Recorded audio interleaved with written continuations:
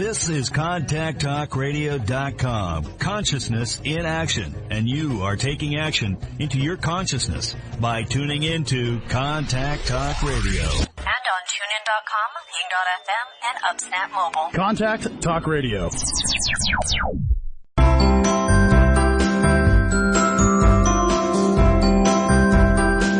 Welcome to Conscious Conversations with Joan and Janet. Joan and Janet are subtle energy empaths who navigate consciousness. Their passion is to support you in your evolution. As consciousness, we are all one. One mind, one heart, free of all limitations. Experience this reality with us and discover how it can make a difference in your daily living. Join us in a state of grace as we explore, with warmth and humor, this thing we call life. Now, here are Joan Newcomb and Janet Barrett.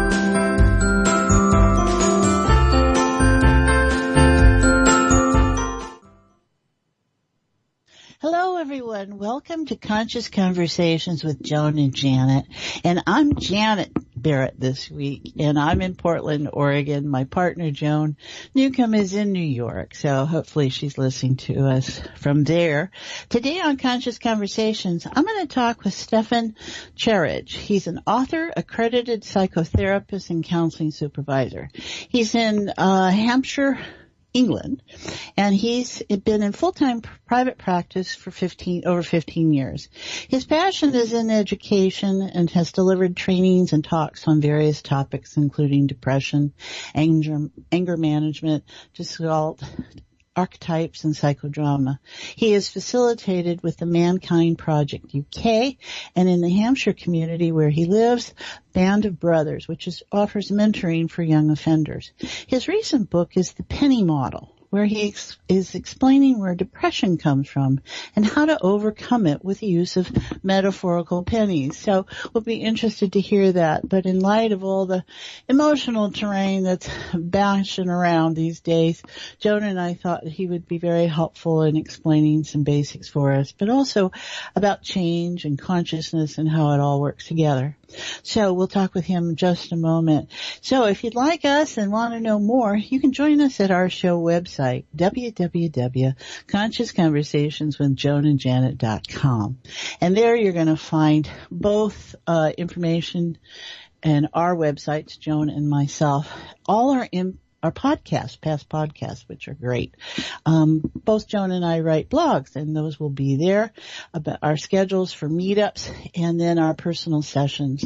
You'll also find our links to Twitter, Facebook, YouTube at the site. And if you leave us your email address, we'll give you a listener offer. Oh, it sounds exciting. Joan's going to share with you a great technique she has for being conscious, I think it is. And I'm going to leave you with a list of things to enjoy about life. I've got some basic rules and see if they match up with yours. And I enjoy pretty great life no matter what's going on. So there might be some helpful tips there for you.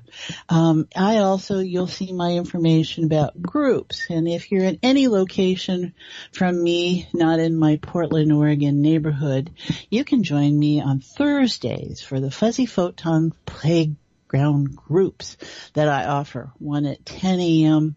Pacific and 6 p.m. Pacific. That is for all of you that are not local, who want to be in a group situation, and it is as live and interactive. It's via Zoom video conferencing, which offers live interactive, your picture, your name, small group interaction. It is like being here, and it's the closest thing to being in here. So if you'd like to join me and join with others that are looking to just enjoy life in a different way, being open to noticing what's not working anymore or as well, and the new approaches that we use with consciousness technologies and incorporating being present now and the difference that makes in your life with what's going on to it. So you can find out all that information directly if you contact me at janetb@janetandbeyond.com and get the registration packet, sliding scale. It's really easy. Come and join us, and and participate. There's no reason well, there's so much over the internet anymore. There's lots of ways you can participate with people. So let's see, what else do you need to know? Joan is in New York for a couple more weeks. If you'd like to have an appointment with her or meet with her there, she's in New York City, she'd be happy to do that. She's still seeing clients and being involved in life, her regular business life. And you can reach her at her let me see, her email address best would be joannewcomb@gmail.com. I'm sorry, it's Joan M. Newcomb at gmail.com. She has several, but that's the best direct way to get a hold of her. So let's see, how about we bring on Stefan. Stefan, are you there? Yeah, hi, can you hear me? Hi, I can hear you. Oh, thank you so much for joining us. And I know it's nighttime where you are, and it's probably been a long day for you. So we'll make the looking easy on you. Let's see, where's a good place to start? You're going to share with us about consciousness and where the intersection of emotions come into and being able to identify and help maybe get to know ourselves in different ways from what our setups have been. And your book, the penny model, sounds like lots of fun. So what can you share with us? And we'll just take it a bit by bit. Yeah, for sure. Well, I've been working with many clients for many years, as you mentioned earlier on. And the penny model is a very accessible book to understand emotions. I don't know. Have you ever watched the film Inside Out? Right. Have you seen that? Yeah. Well, within that animated film Inside Out, it delivers the 4 core emotions of joy, fear, sadness, and anger. And with all my client work, I support people in naming the core emotion because we only have those 4 core emotions. Okay. And you say about being present and living in the present. My work is focused on supporting people owning their emotion in the moment, in the present, as opposed to hiding, denying, or suppressing their authentic emotion. And as we grow up, because an emotion of anger or sadness may not be acceptable with others, we get certain messages when we start growing up as to it's not okay to cry, i.e. big boys don't cry. Well, big boys have the need to cry, and I support that. The first step is for men in particular is to own their sadness. They're unable to own their sadness and be seen and accepted with their sadness, then it is hidden, suppressed, and that is where dis-ease, where the word disease comes from. So the penny model offers an opportunity to see how each of these emotions are connected to each other. And I use the pennies as an example. The pennies are accumulated via unhealthy boundaries. I'll come back to that in a minute. The pennies are accumulated. Well, perhaps I'll just start with the anger. Well, we're going to have to go for a break here in a few minutes. So I don't want to get you started, and then we're going to have to interrupt you there. So you've given us a great outline, and you're seeing the benefit when people can own how they feel about things, right? That's what all this work is about, the changes that happen in their life when they do that. You've had enough different experience, certainly with mentoring young teens and those that, and all of us and what we go through. And that being able to own your emotions and not hold a judgment that you have it. It's how you deal with it, which is where the question comes in, right? Because each emotion has a message. And if we don't hear the message, then the emotion just becomes louder and louder to be heard and understood. Yeah. Especially anxiety. Do you think of it in terms of cultural bias at all? Do you notice that? Yeah. Cultural and communities, whether it's a family community or neighborhood or nationality, religion, all sorts. There are certain emotions that are acceptable or not acceptable, subject to who we're with and where we are.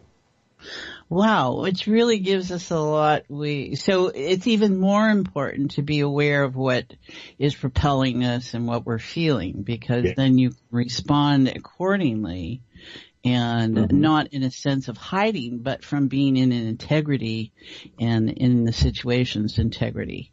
You know, what works and doesn't work. It's about developing the integrity of being able to own one's own emotion. Otherwise, we're less integrous.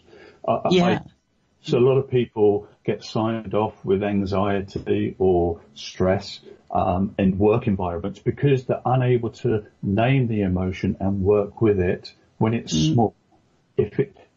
If an emotion's experienced but we hide or suppress it, it's a little bit like a snowball. The more we actually hide and suppress it, as we push that snowball down the road, it gets bigger.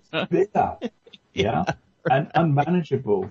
And it gets to a point where it just can no longer be pushed anymore. And people say, well, I don't understand it because I've been doing this for the last 30 years and I haven't had a problem. But now Well, we'll need to take our break here, I think, Stefan, and we'll let Cameron, our sound engineer, know that I have no way to notify him. So we'll just trust that he's on the other side with us. And let's see, we're going to be right back. We're talking with Stefan Charge, who's the author of The Penny Model, and about being emotional today, and all the benefits to be gained by acknowledging that you are emotional creatures. So we'll take a break. Be right back.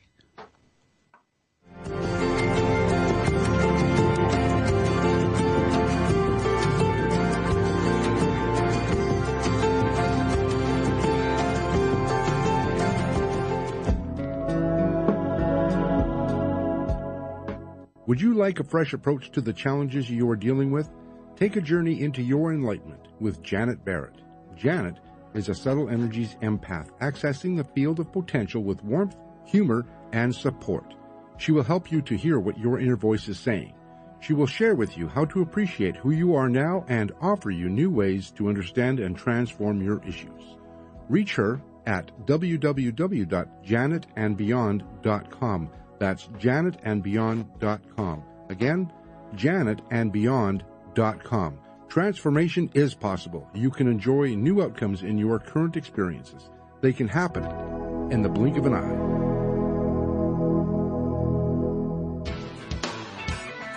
Is your soul calling you to do something more meaningful with your life? Do you feel crazy for wanting to quit your secure job?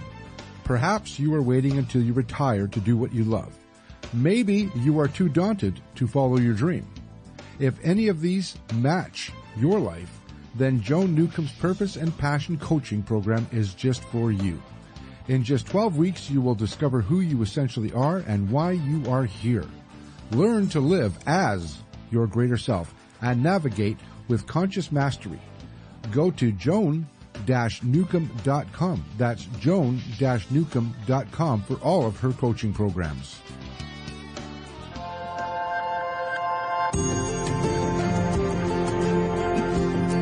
You are listening to Conscious Conversations with Joan and Janet. To reach our program, please send questions and comments to consciouswithjoanandjanet@gmail.com. That's consciouswithjoanandjanet@gmail.com.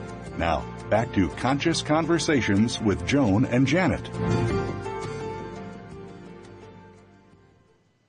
Hello, everyone. Welcome back. You're listening to Conscious Conversations with Joan and Janet, and it's only Janet today, and I'm here with my guest, Stefan Charge, who's the author of The Penny Model, which is all about using our emotions and acknowledging them and living full, fun lives that way.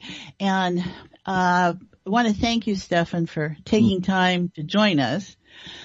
And you there? Yeah, I'm here. Thank you. Okay, you're waiting breathlessly, I can tell. Well, since we're talking about emotions and how charged all that can be, and this show is always about being present, if you don't mind, I'm going to take a moment to just bring all of us into this state of ease, all right? And we kind of call it heart-centered awareness. You can call it whatever you like.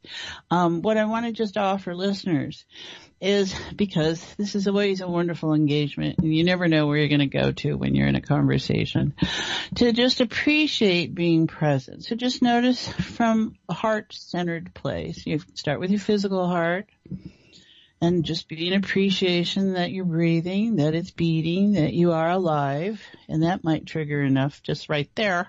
So just appreciate that, and just, there you go. And then notice the second reference, the emotional train, which is what we're going to look at today. Everybody's got emotions. You've got more than one running at any one time. So just notice. Don't have to react or respond. You just want to hold awareness that, okay, that's running today. And just be at peace about it. Don't judge it. There's a nice deep breath. Thank you, listeners. It's always great. And then there's the third reference of heart, core, essence of all, where we step off and we just go into consciousness and acknowledging our intuitive sides and the fact that we are all one, individuals sharing in the collective. And just notice that, and notice the softness, notice the ease, whatever part of you that can be paying attention. There's no rights and wrongs in this, but you might notice a lot of energy up, because that's what we're talking about. Our emotions are what fuel us. They are what color our lives. So we're looking to how to make them user-friendly and enjoy them and navigate with them and appreciate them. So, and being kind to ourselves. So in all of that, let's just take a moment. So whatever time and place and space you're in, you can feel this. And I can feel a lot of stuff up in the hearts, Stefan. So take us on this journey a little bit, but do you need to tell us why you're into this work in the first place? Would that be helpful? Maybe that would be helpful. What is it about emotions you found fascinating? I've done a lot of training in lots of different environments. And when we actually boil it down, we just have these four core emotions. Joy, which is about having a fun time, but also feeling relaxed, at ease, peaceful and calm. If we're peaceful and calm, we're actually in our joy. Other emotion is fear. Fear is always about the future. It's not in the present. If we're in our fear, it's about what may happen, whether it's in a nanosecond or decades away. Fear the future is a cognitive process. It's something that we actually manufacture through a thought process. And sadness is about connection and lack of connection. If we don't feel connected to an aspect of ourselves or someone or something, real or imaginary, that can evoke our sadness, which is also where depression, grief, and addictions live. And the last one being anger energy. Anger is about boundaries, rules, and beliefs. And if we break one of our own boundaries, rules, or beliefs, then we can become angry towards ourselves or someone or something. And if someone or something breaks one of our rules, boundaries, or beliefs, again, we can become angry with ourselves or someone or something. And when I say something, if you imagine you were out about and you wanted to make a phone call there and then you looked down at your cell and there was no signal, how would you feel? There would be a charge. There would be some anger. Anger is anger. It's a bit like sugar. If I gave you a teaspoon of sugar or 10 tons of sugar, it's still sugar. There's like a sliding scale, and everybody's got lots of different words for anger: niggled, annoyed, agitated, frustrated, but they're all in the same scale. It's all anger. And if we reduce anger to its basic components, all we end up with is yes or no. That is anger. Yes or no. But, which could be a challenge for people, don't you think? Because all those different words describe distinctions in just the field of anger. So some are going to be more comfortable. Some people may not even recognize that they're angry, right? Exactly. They can go, well, I'm frustrated, but they're not noticing, where that's derived from because whatever their trainings are. Yeah. Yeah, definitely. A lot of people will say, I don't really know how I feel. But because they've learned that it's not okay to say, I'm angry. And it's okay to say, I'm angry, providing it's followed with, I'm angry and I'm angry because. Mm-hmm. Because if we hold the energy of anger and we're with somebody else and they have no comprehension as to what the anger is towards, there's a natural assumption the person's angry with me. Yeah, and I think that's for us to get clear on also, is that so the emotion is the emotion and the environment you're feeling it is the environment, and that's separate from just the emotion because it's okay to own that you're angry. That's the key. And then how you use it to be with others in your own world is another step, is the other step, right? Okay, so there's a lack of understanding about what anger is. Anger is a healthy emotion. It's what we do with it that's questionable. I think that's the key, is recognizing that these are the basics of being in a human range of energy, and that there's nothing wrong with being angry. It is what you do with it. With any of these things, with any of these emotions, and then all the, the variables that are involved, or the combinations that are involved with any of these things. Yeah. So within the book, it illustrates and explains these different emotions and what the message is from the emotion. Because if somebody is angry, the individual experiencing the anger has either crossed one of their own boundaries, or somebody else has crossed the boundary, rule or belief, or something has crossed the boundary, rule or belief. When you put on switch on your computer, today you expect it to boot up within about 10 seconds. 20 years ago, it took a lot longer. My computer. Oh, okay. So the question is, how often do people, if you imagine one hand is yes and the other hand is no, how often do we say yes to something when we want to actually say no, or vice versa? Right. If we say yes to something when we want to say no, it's like crossing your hands over and you cross your own boundaries. Every time you cross your own boundary, it's like earning a penny. Okay. And if I gave you a penny, you would think it's a very small, light, insignificant coin. But the question is, how many pennies might you accumulate in a day or a week? Well, I could see though. Do you ever run into where people go, "Oh, lots of pennies. I want lots of pennies. That's lots of money. That's lots of fortune." And here you're saying the less you have, the better off you might be. Yeah, because if you put all these pennies that we've accumulated, and everybody has quantity of them, but some people just have a pocket full. Oh, I think they have a never-ending supply, Stephen. Yeah. Let's get real here. They're like the magician. They just keep pulling out pennies. Well, these metaphorical pennies are only generated when the boundaries are crossed by self or other. Oh, okay. If you put these pennies together, if you imagine every time you actually said no to something when you actually want to say yes, or vice versa, you earned a penny. A lot of people will say, well, yeah, I'm taking work home, but I don't want to do it. So that's an automatic yes to work at home, but they want to say no. Somebody says, can you give me a lift tomorrow? And it's inconvenient because it means you've got to get up an extra hour early. You want to say no, but you think, I must say yes.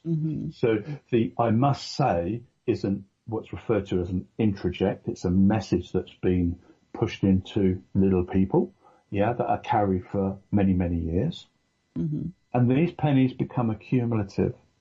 And, I'll ask clients, so how many pennies have you acquired since X, Y, or Z happened? And they'd say thousands.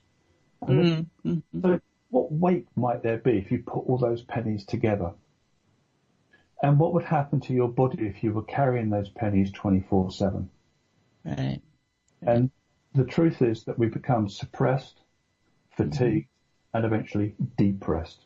And sometimes probably unknowingly, don't you think? I mean, people are in a denial relationship. So, they're not paying attention because they've got burden, responsibility, guilt, whatever the motivating factors might be for them to say yes when they mean no. And you've got to get clear on that, don't you think, about why you're feeling you're compromising yourself? Because that's what that sounds like to me. Well, I use the metaphor of a car for what you've just actually outlined. Mm-hmm.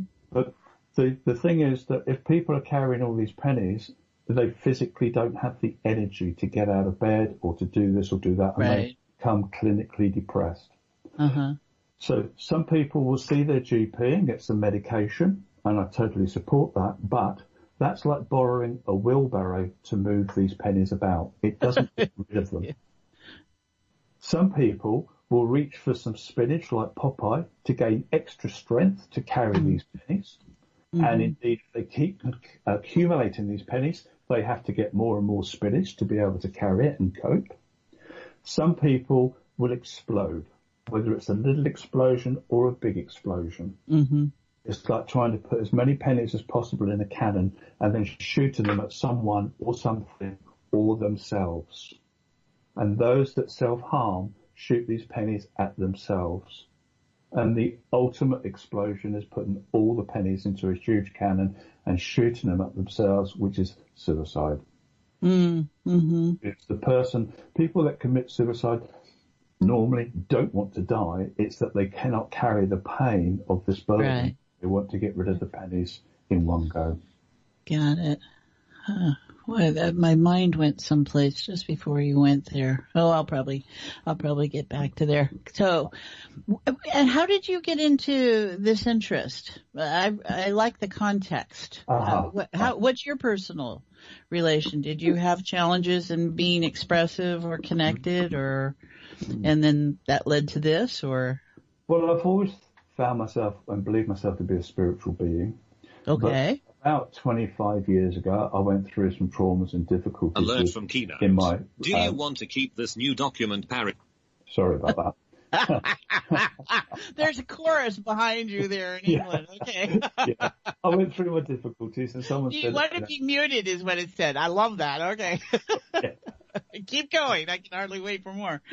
Someone suggested perhaps you should see a counsellor, a therapist. And at that time, I thought either you're sane or you're mad. I had no comprehension of the middle. Mm-hmm. And so anyway, I did go. I found it quite interesting, the process.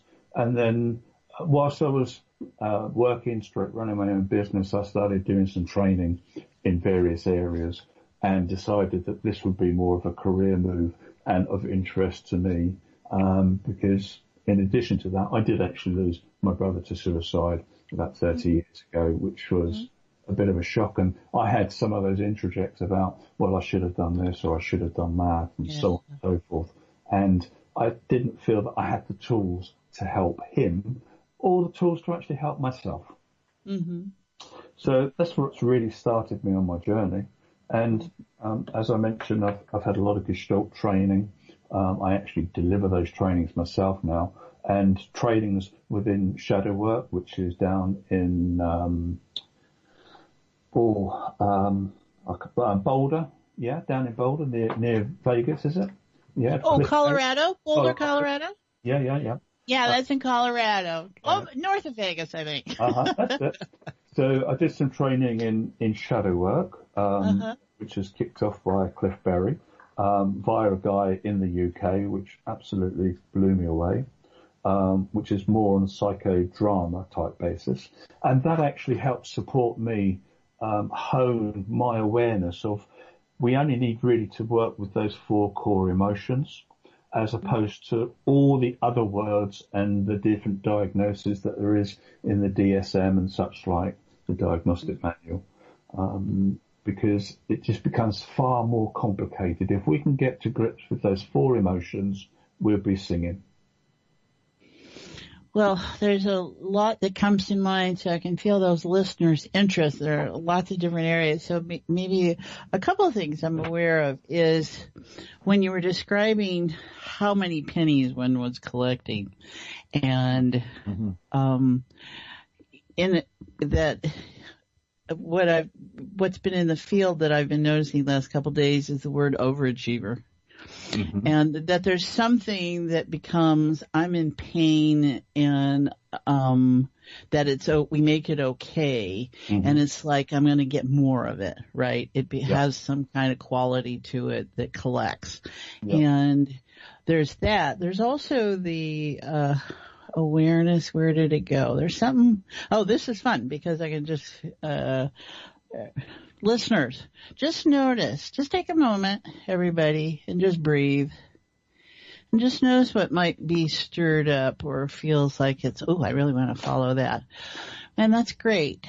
And we are all in this time, certainly. I don't know how it's going on in England, but in the United States, we have got a lot of these basic emotions that you're talking about, which are fear and anger, joy, and what's the other? Sadness. Boy, I would say all of those are really very strongly releasing, and people may not be clear on what is going on because they've been in a habit or have never learned to recognize this in themselves. Right. So everybody just breathe. I think that's real important here. There feels like a lot of constriction. So we'll just notice that. And I appreciate, Stephanie, your context because, there's something about people just telling us stuff that gets really, you tune out after a while. And when you realize that that's humanity that's the same as you, that connection starts to resonate a little different for people. So not that we want anyone to suffer, but I think or love or any of those, if we don't judge any of it, all of it is good. And for us to realize, especially in this climate that's going on, we forget how to have a conversation. We're in our emotions and we're reacting. We're not in a response mode of where we're like stop and go, okay, what's going on? So, all right, everybody. Okay, Stefan, that's starting to clear some of it. So what else? Tell us more. Okay. So, the only way that we can get rid of these pennies to lighten the load, lighten our burden, and become undepressed, so to speak, is with healthy yeses and healthy nos. Okay. And you can actually earn a penny by saying yes to a cup of tea when somebody offers you a cup of tea, but inside you'd rather have a cup of coffee.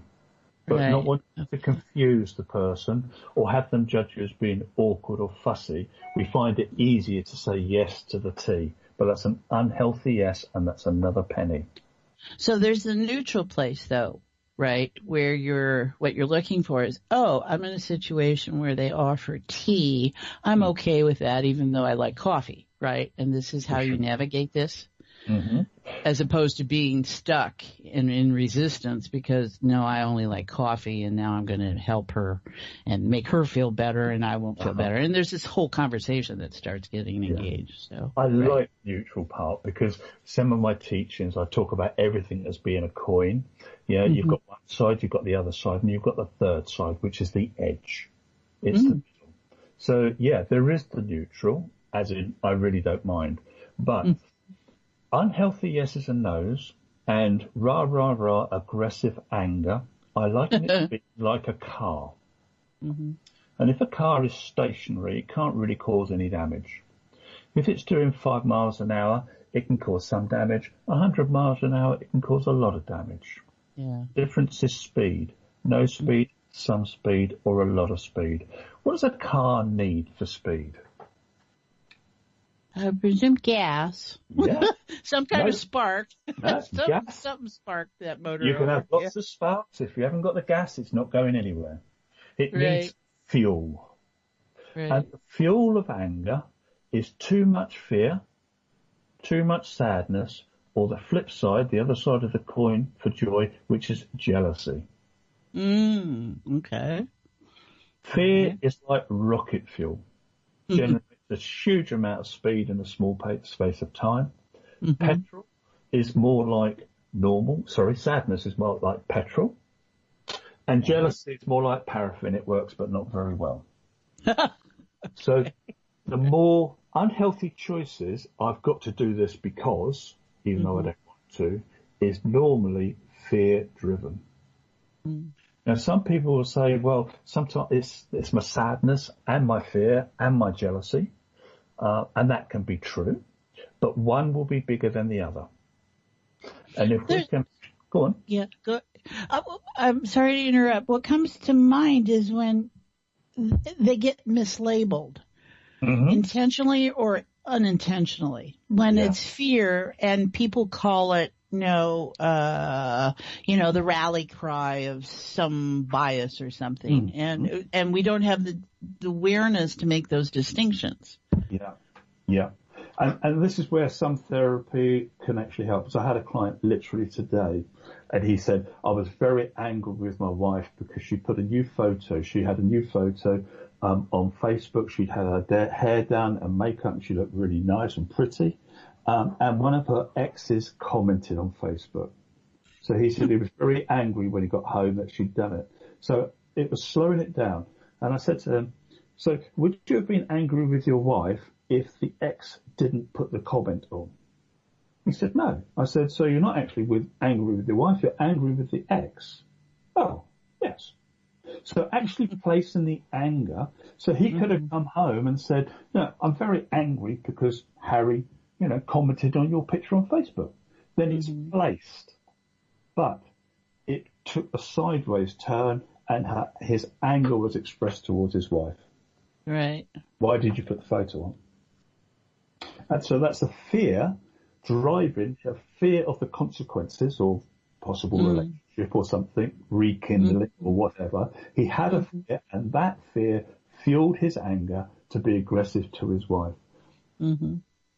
So actually placing it and naming our emotion, I'm sad and I'm sad because, is really helpful.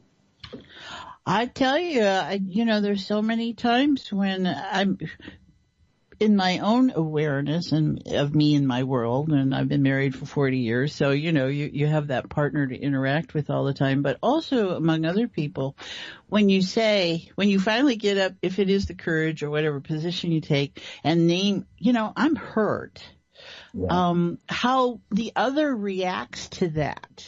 They may not know how to be supportive in saying, they may personalize it as something they've done. And they got to fix, and they don't know how to because they're totally in the dark about it. That's just the way they talk, right? So how does this all interplay together? Well, I do. You still have to trust yourself, right? And you have to trust yourself and actually say what you want. Right. Within men's groups that I facilitate, we have an invitation to say what you want whilst knowing that you may not get it. So if you felt those are two different things, aren't they? Yeah. To be able to say what you want, but also that's it, right? Saying what you want is one thing. Getting it or not getting it is the other thing. Okay. Yeah. It's a little bit like, maybe at midnight I might say to my partner, what I really want right now is some ice cream. All the shops are closed.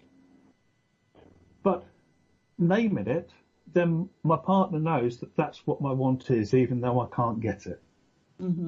Actually naming a want whilst knowing that you can't get it is the important thing. So whilst you say in the past you might have said, I feel hurt, what did you want as opposed to what you felt? Or what you thought you got, right? Yeah. Well, you might have wanted a hug or for them to actually make you a cup of tea or we drink a tea in the UK, not so much. It's not your coffee. Here, probably coffee, but you never know. But saying what you want. I liken sometimes, if you imagine that somebody came into your place of work looking really angry and waving a baseball bat, I imagine the first reaction is, am I safe? And the next question is, what have I done wrong? Why me? Why is it happening to me? Mm-hmm. Now, it's because you don't know why the person's got the baseball bat and they're angry. If that same person came in angry with a baseball bat and said, somebody's just thrown this at me down the road, what then might your reaction be?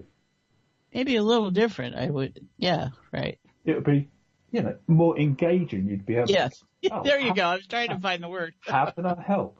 Yeah. Oh, that's terrible. You can connect with that person because the person said, I'm angry and I'm angry because. If you don't know why other is angry, there is a natural default position to imagine, which is a fear-based thought process. What have I done wrong? Why me? Well, I love how you put it. And it is simple, being able to say the because. Now, what happens when someone can't say the because? Because they don't know. They just know they're angry, right? And they've gotten shut off from... Then speak it, I don't know. Yeah. Then speak, I don't know. I'm angry and I don't know why. I'm sad and I don't know what I'm sad about. That's powerful, isn't it? Right. Oh, very powerful. Very powerful. Very powerful. Yeah. Yeah. It's not helpful if that's always your statement, though. That's not helpful if that's the default. Right. And it's not helpful when it says, I'm angry, you need to get away from me. Right? Because really that might be what they really are wanting is, to have some experience. Yeah. What do you call that? So I'm angry and I need some space. Because I'm angry and what? To say again? And I need some space or time. And yes. If you say, I need you to get away from me, then you're telling other what to do. And people don't like to be told what to do. Oh, that's the truth of it, isn't it? Yes. Oh, thank you for catching that. All right. I hadn't noticed that. If you tell people what to do, they are going to armor up, ready to defend themselves and potentially attack. Mm-hmm. So there are some words that are very aggressive in our language. One of them is the Y word. The Y word is an aggressive word. Oh, it is, isn't it? Right. Yeah. Why are you doing this to me? Yeah. And that seems like a blame thing. Right? It is a blame thing. It's blame. It's a blame trigger. Yeah. Victim abuser thing. Yeah. Yeah. Because when you ask the person, why are you doing this? You imply that they can do it or not do it. So they have a choice and they've made the wrong choice. Otherwise the right question wouldn't be asked. So the subliminal message is you're wrong. So this is this whole conversation that's going on underneath. You see, I love this. Okay. Because this is what we do. That's all the silent communication that's happening and assumptions. Yeah. Right. Well, we're relational beings and we want to be able to communicate and connect because that is, i.e. like the bonding process. And if we don't bond with our community or loved ones or family or society, then we are like isolated and we have that desire to connect. And if we don't connect, then that's going to evoke our sadness because sadness is about connection and lack of connection. And if we don't feel connected to our community, then that can be a fuel to our anger. And this is why go on. Yeah. Go ahead. Yeah. Well, that's going to be a fuel to the car and the rah anger. If you don't accept me as I am, then I'm going to smash you. Such a simple thing, oxytocin. Mm-hmm. That bonding chemical. Yeah. And how well you can absorb it, integrate it, utilize it, express it, right? Mm-hmm. Generate it. Mm-hmm. And, we know these things, we see them with, we have enough experience now with children and science and all these things. And that is... Yeah. But, for me, I look at these as, okay, so sadness is about connection. Got it. Yeah. I think, I would totally can see that and how that's come up this week. Yeah, definitely. There is a paradox because we feel sadness when we're not connected and we can feel sadness when we are totally and utterly authentically connected. Explain the difference.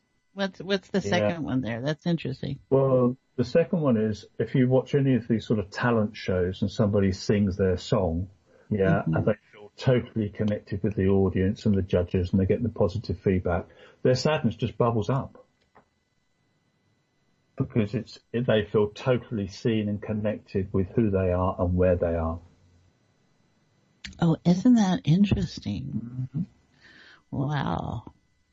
Well, it's not surprising how people can be confused at times, right? About who they are and what they feel. Totally. Yeah. It's all within the framework. And then there's the beauty that makes you cry, because you feel so connected and all these variables that come in there. Wow. Yeah. So how are we doing with our emotions? Not very well. No. Not very well at all.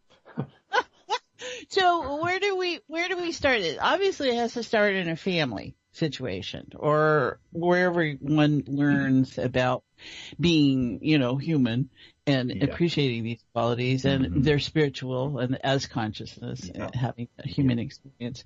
Do you see programs like in grade schools and preschools where this starts to happen and any results with that?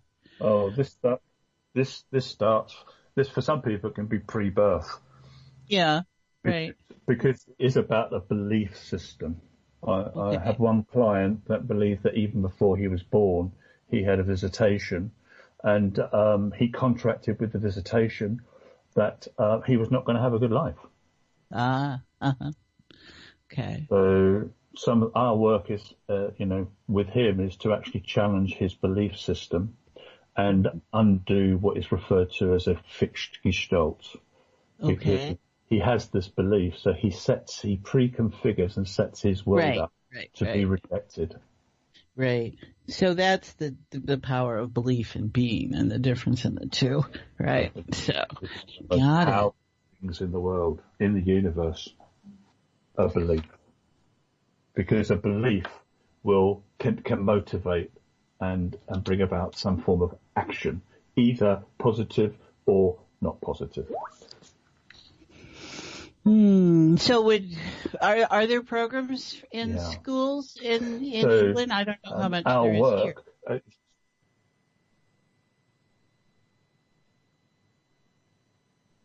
Sorry, Are you there?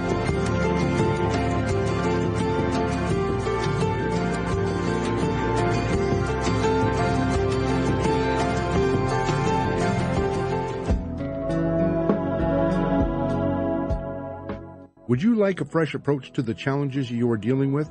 Take a journey into your enlightenment with Janet Barrett. Janet is a subtle energies empath accessing the field of potential with warmth, humor, and support. She will help you to hear what your inner voice is saying. She will share with you how to appreciate who you are now and offer you new ways to understand and transform your issues. Reach her at www.janetandbeyond.com. That's janetandbeyond.com. Again, janetandbeyond.com. Transformation is possible. You can enjoy new outcomes in your current experiences. They can happen in the blink of an eye.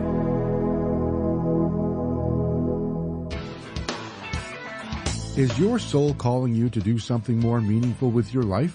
Do you feel crazy for wanting to quit your secure job? Perhaps you are waiting until you retire to do what you love.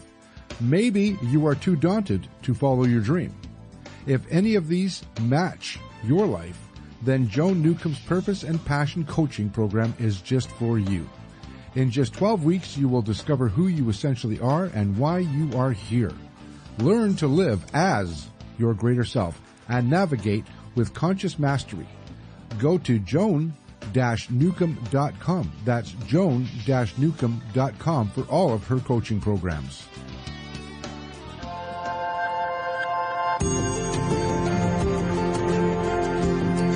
You are listening to Conscious Conversations with Joan and Janet. To reach our program, please send questions and comments to consciouswithjoanandjanet@gmail.com. That's consciouswithjoanandjanet@gmail.com. Now, back to Conscious Conversations with Joan and Janet.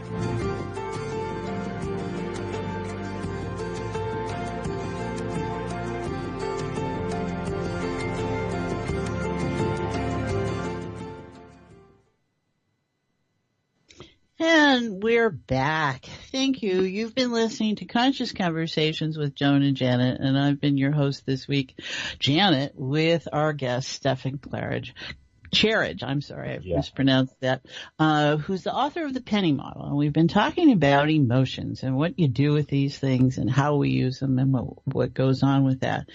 And if you'd like to know more about us and the show, I'll give you all that information in a few minutes. But we've got just a few minutes here, Stefan. What is it you'd like our listeners to see how we see and we hear at the same time? I love this stuff. What is it you'd like them to leave them with? Well, the awareness I think the most fundamental thing is that, to have a happier life, we need to be able to engage with our emotions, accept our emotions, and get the message from the emotion, because if we ignore the message, they just get louder and more debilitating. The Penny Model book, which is available only as an ebook in the States, otherwise there's huge postage costs, explains all of that. And all of our emotions are connected. And I'll just leave you with another little taster, and that is that I liken fear and joy to be on a seesaw. And if your fear is up, your joy is going to be down. And that's not a comfortable place to be. What we need is a nice, gentle seesaw to and fro between our fear and our joy. And people might say, well, do I want fear? Yeah, we need fear, because if you were truly fearless, you would be dead. You wouldn't bother checking left and right before crossing the road. You would just walk, and that is not health. And there's also a tipping point between fear and excitement. And lots of people go into roller coasters will experience that. There is that little bit of a rush as to a risk. So that's the adrenaline. Acknowledge emotions and work with them. But work with them as opposed to against them, because the more you resist, the more they will persist. So my name is Stefan Cherridge, and I'm contactable via email, and that's Cherridge, CHARIDGE @gmail.com. So drop me a note if you'd like to know more. Thank you, Stefan, so much. This is so important, and this is all part of being conscious, and being consciousness in action is the way we go with here, and how to enjoy our daily lives as an expression of the wonder and wisdom that lurks in all of us. So you've given us some great tools, awareness. Everyone, if you're into electronic books, get his book and educate yourself. And do it on your terms, but there's no reason to feel bad for being who you are. And that's my firm belief. And no matter what that is and what that story is about, there's an acceptance and a quiet about it. So as we notice all this, thank you, Stefan, very much for joining us today. And everyone, all right, we'll catch up with you. So if you'd like to know more about us, on the show or outside of the show, we invite you to our website, www.consciousconversationswithjoanandjanet.com.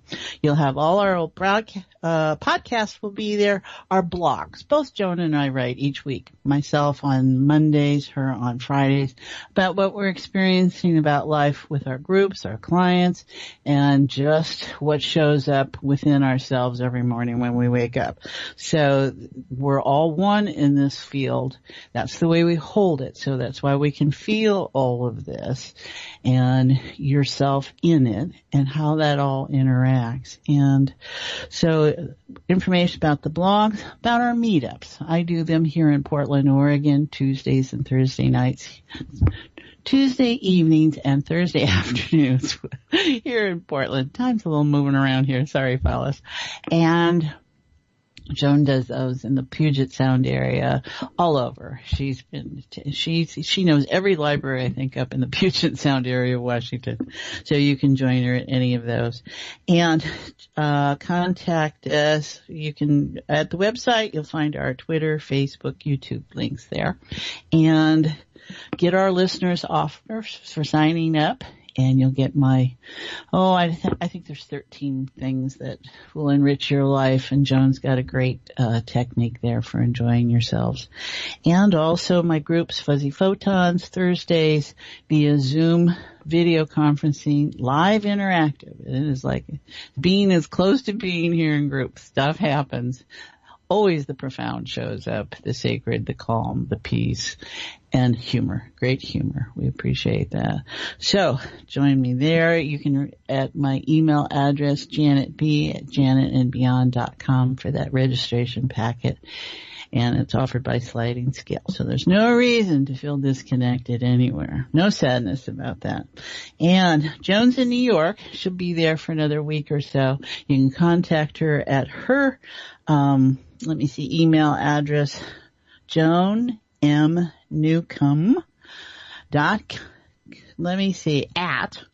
I'm so terrible with these. I apologize. At gmail.com. And, she'd love to hear from you there. She's working. She's a working girl there. So let's see. What else do you need to know? Oh, well, I think we're just about at time here. So thank you. You've been listening to Conscious Conversations with Joan and Janet, and I'm your host this week, Janet. And as you've been listening, we'd like to thank you for being part of the show, no matter time, place that you've been listening and will join us. We're all one.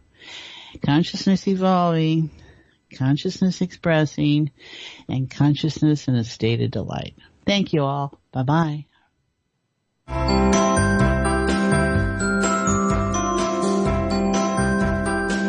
You've been listening to Conscious Conversations with Joan and Janet. And thanks so much for helping to co-create the show, no matter if you're listening live or on demand. You energetically contribute to our collective experience. Joan and Janet love to hear from you and invite you to email your comments and ideas for them to explore each week. Contact them at consciouswithjoanandjanet@gmail.com. Tune in next week for another great show, and until then, keep enjoying this wonderful adventure we call life.